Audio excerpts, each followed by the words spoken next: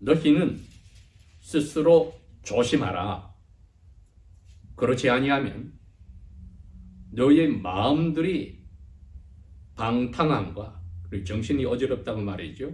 술 취함과 이 세상 삶의 염려로 나뉘어지고 그날이 덫과 같이 너희 위에 갑자기 오리라. 왜냐하면 그날이 온 지구상에 사는 모든 사람들 위해 올 것이기 때문이니라. 그러므로 너희는 항상 깨어 있으라. 기도함으로써 힘으로도 앞으로 다가올 이 모든 일들을 피하고 인자 앞에 서로. 아주 짧은 구절들입니다. 공관복음이라고 해서 마태, 마가, 누가는 공통적인 눈을 가지고 자기가 가진 기록들을 적어서 예수 그리스도의 태어나시기 전부터 혹은 태어나심부터 십자가에 돌아가시고 부활하셔서 제자들 보는 앞에서 명령을 주시며 하늘로 가실 때까지 그것을 다 적어 놓으셨는데 오늘 여기 있는 이 말씀도 마태복음에는 24장에 소위 말해서 예수님의 재림에 관한 예언에 들어있고 또 마가복음 13장에도 그 내용들이 들어있습니다. 그런데 특히 오늘 저희들이 택한 이 본문 34절에서 36절은 마태복음에도 마가복음에도 없이 누가복음에만 있습니다. 그렇다고 해서 이 4, 5, 6 세 귀절이 마태, 마가에 없다고 해서 그 정신이 그 나머지 복음서에 없다는 뜻은 아닙니다. 되려 이 세 복음서에 있는 그 예수님의 다시 오심에 대한 예언들 전체의 결론이라고 볼 수 있습니다. 그래서 제목을 예수님의 다시 오심을 준비해서 항상 깨어 있으라. 항상 깨어 있으라. 그건 본문에서 그대로 땄습니다. 결론적인 부분이 36절에 있는데 항상 깨어 있으라고 되어 있습니다. 여기에 이 말씀을 들은 대상은 물론 예수님의 12 제자들입니다. 또 따르는 다른 무리들도 이제 그야말로 코그룹이라고 할까요? 예수 그리스도께서 하나님이 보내신 아들이시요 예언을 성취하러 하나님 나라를 세우러 오신 그리스도 메시아라는 것을 확실히 믿는 분들에게 이 명령을 하셨습니다. 오늘 이 세 구절은 명령입니다, 여러분. 명령이 크게 두 번 나왔습니다. 34절 시작에 너희는 너희 자신들에게 스스로 조심해라. 너희 스스로를 항상 체크업을 해라. 성찰을 하고 순간적으로라도 느슨하게 생각을 잊어버리는 일이 없어야 된다는 것이 원문의 의미입니다. 그리고 두 번째 명령은 결론적인 명령으로 항상 깨어 있으라 이렇게 명령을 하셨습니다. 예수님께서 우리에게 명령을 하셨을 때는 명령을 실천할 수 있는 모든 여건이나 조건들을 다 만족할 수 있는 수단들을 주시고 나서 명령을 하십니다. 그렇기 때문에 오늘 이 주신 명령은 1절에서 33절에 나와 있고 또 마태복음 24장 전체와 마가복음 13장 전체에 있는 그 배경을 들여다보고 생각을 해야 합니다. 그 배경에는 예수님께서 가장 가까운 제자들에게 두 가지를 말씀하십니다. 하나는 이 세상이 시끌벅적하고 전쟁에 소문이 나고 기근이 생기고 전염병이 생기고 나라들 사이에 서로 얽히고 복잡하게 되는 일이 있고 너희들이 자랑하는 저 성전이 돌 위에 돌 하나도 남지 않고 무너지는 게 있다. 그게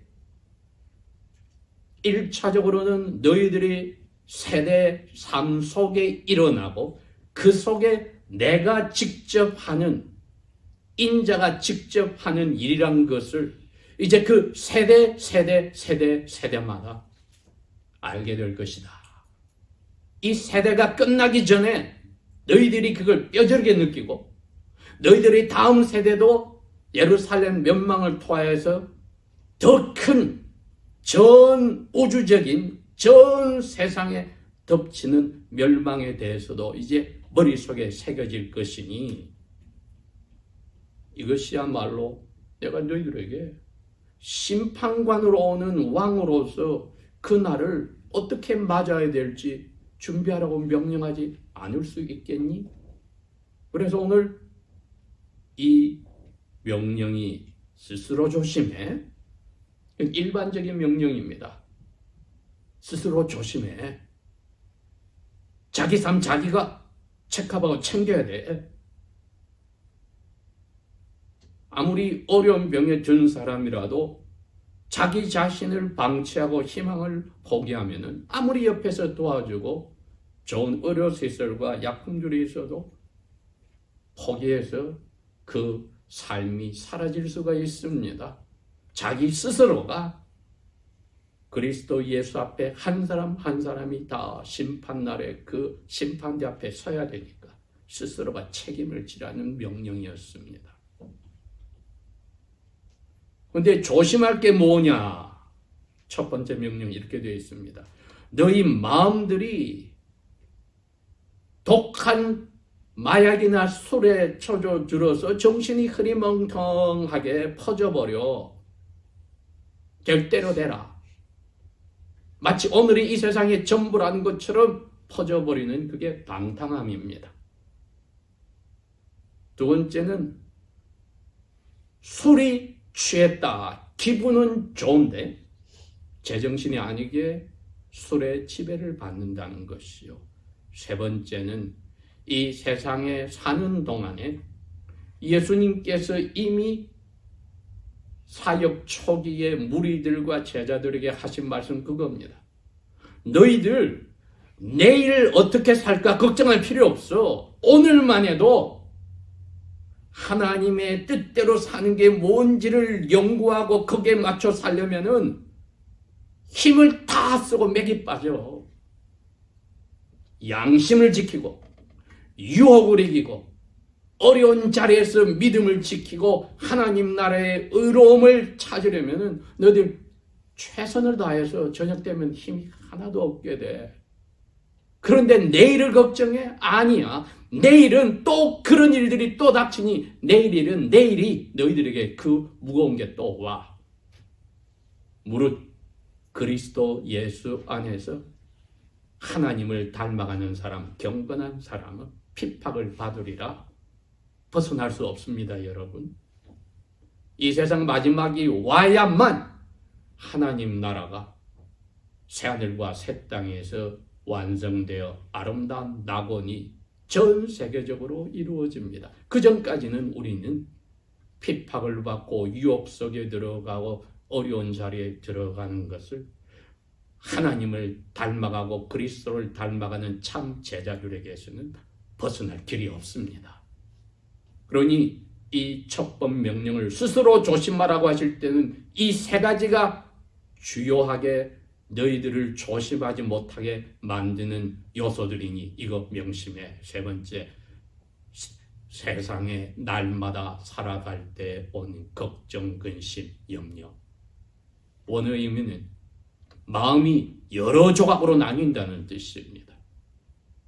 이거 생각하면은 마음이 여기에 흔들리고 저걸 생각하면 저기에 흔들리고 또 이것저것을 모아서 가족, 부모, 아들, 딸, 직장, 현재, 건강, 미래 모든 것들이 마음을 막 프랙처링 쪼개놓는다는 겁니다. 그 염려를 이야기합니다. 세상 사는 동안 이거 벗어날 길이 없어. 그런데 나는 너희들이 여기에 빠지지 말라고 나는 지금 첫 번째 명령을 주었어. 너희들이 이 세 가지에 빠져버리면은 그날 36절에 말한 재판관으로 오는 인자, 아버지께 명령받아 산자와 죽은 자를 심판하러 오는 재판장인 내가 오는 그날, 이 덫에, 트랩에 걸린 사냥꾼에게 만들어 놓은 덫에 걸려 죽는 짐승처럼 너희들에게 갑자기 올 거야. 갑자기 오는 것은 사실입니다. 이리저리 돌려 말해도 갑자기 오는 것은 사실입니다. 그리고 그 날이 옵니다.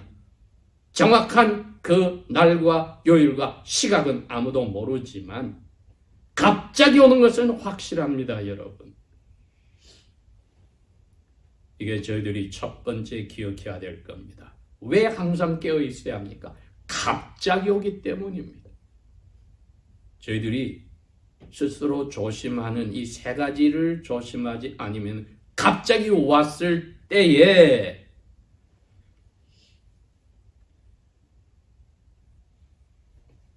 앞으로 다가올 일들을 피하지도 못하고 재판장 앞에 떳떳하게 설 수도 없다는 뜻입니다. 36절에는.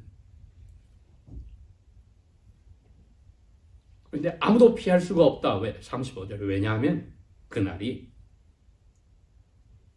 맛보기로 보여준 예루살렘이 멸망할 때는 거기에 사는 근 60만에서 100만 그 사람들이 성전과 함께 불타고 사라지고 다른 나라로 다 도망가고 잡혀가는 일이 있지만은 그것의 큰 본체인 내가 심판하러 오는 그날은 온 지구상에 사는 모든 사람들이다. 예외가 없다. 스가랴서에도 이미 예언했듯이 나를 찌른 사람들도 나를 보게 될 거다. 피할 사람이 아무도 없다. 피할 어느 지구의 한 구석도 없다. 모든 사람에게 모든 곳에서. 이제 두 번째 명령은 이겁니다. 항상 깨어 있으라. 그렇다면 방탕과 술 취함과 세상 염려가 우리의 마음을 사로잡는 것을 조심하라고 했는데 깨어서 뭐를 해야 합니까? 했더니 기도하랍니다. 기도.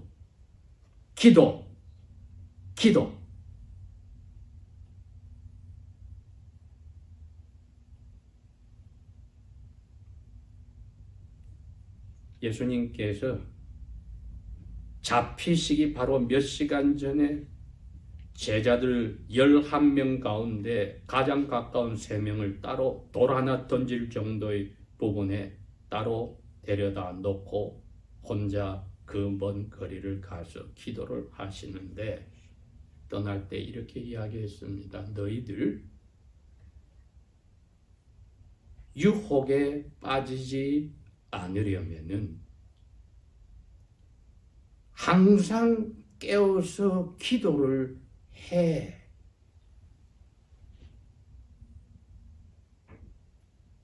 유혹에 빠지지 않게 항상 기도를 해.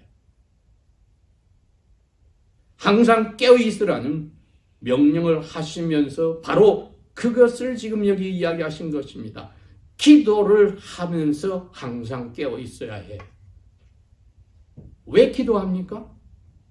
무엇을 바라는 것이 있어서 기도를 합니다. 예수님 그럽니다. 너희들 힘을 달라고 기도해. 그럽니다. 힘을 얻어. 힘을 달라고 기도를 해라. 제가 이걸 준비하면서 저의 부족함을 깨닫고 저도 그렇게 하기로 이번 주부터 결심을 했습니다. 힘을 달라고 기도를 해. 어디서 먹으려고? 얼마나 구체적으로 지금 예수님께서 친절하게 우리에게 명령하시며 실천할 수 있는 방법과 모든 것을 가르쳐 주십니까? 기도를 할 때 힘 달라고 기도를 해. 그러면은 너희들이 두 가지를 할 수가 있어. 앞으로 다가오는 유혹도, 핍박도, 심지어 너희들이 마지막 숨을 거두는 그 순간까지도 어떤 상황에서 편할 때 올 수 있는 유혹도, 어려운 자리에서 생기는 핍박도, 피할 수 없는 것과 같이 힘든 영적으로, 정신적으로, 육체적으로, 경제적으로, 인간관계에서도 흔들흔들 할 때에 너희들이 그 힘을 기도의 답으로 받으면은 이 모든 일들이 이제 자연적인 현상까지 자기가 어쩔 수 없는 나라마다 이루어지는 일들이 자연재해나 전염병이나 전쟁이나 소mom들이 무성할 때도 이거 피할 수 있어. 피할 수 있어. 그러니 힘을 달라고 기도해. 사역의 시작에 산상보훈에서 예수님께서 제자들에게 너희들은 이처럼 기도하라. 마태복음 6장 9절 10절 13절에 이야기합니다. 너희들은 이렇게 기도하라. 첫째, 하나님 아버지의 이름이 거룩하게 영광이 그대로 드러나게 하옵시고 하나님의 나라가 이 땅에 오셔야 되는데 하나님이 뜻이 하늘에서 지금 다 이루어지듯이 이 땅에도 이루어지게 하십시오 하고 나서는 끝부분에 가서 이렇게 기도해라. 그 하나님 나라를 기다리고 뜻이 이루어지는 도구로 사용되기 위해서 유혹에 빠지지 않게 해달라고 기도를 해라. 힘을 받으라는 거죠. 힘을 받으면은 유혹에 빠지지 않을 수 있어. 모든 일들을 피한다는 게 그겁니다. 아니나 다를까 그 명령에 순종하여 자기의 후반기에 그리스도의 삶을 살았던 사도 바울은 데살로니가 교회도 그 이야기를 합니다. 너희들 사는 삶의 자세가 영적으로부터 항상 기뻐해. 그 다음에 뭡니까? 기도 쉬지 마! 쉬지 말고 기도해. 18절에는 모든 일에 감사해. 왜냐하면 주기도문에서 주님이 가르쳐 주신 그 정신입니다. 그게 하늘에 계신 이루어지고 있는 하나님이 너희를 향하신 뜻이야.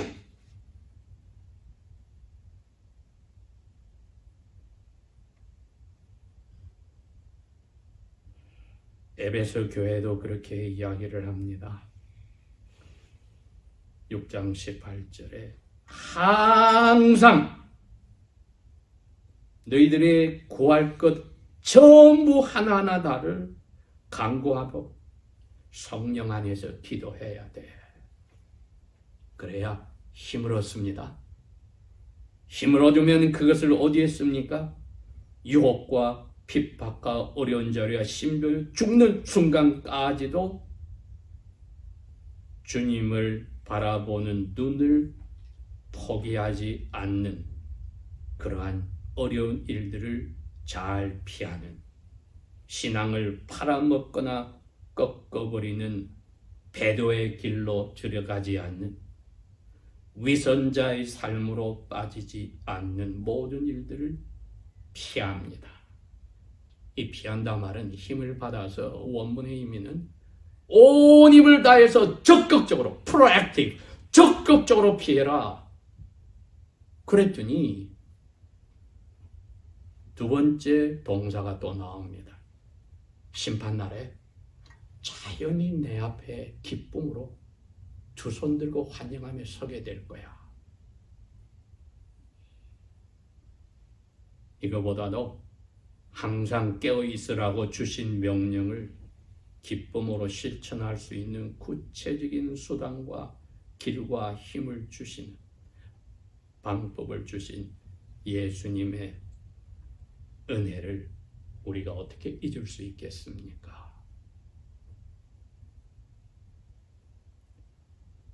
너희들의 구원을 두려움과 떨림으로 빌립보 2장에 말씀하셨습니다. 12절에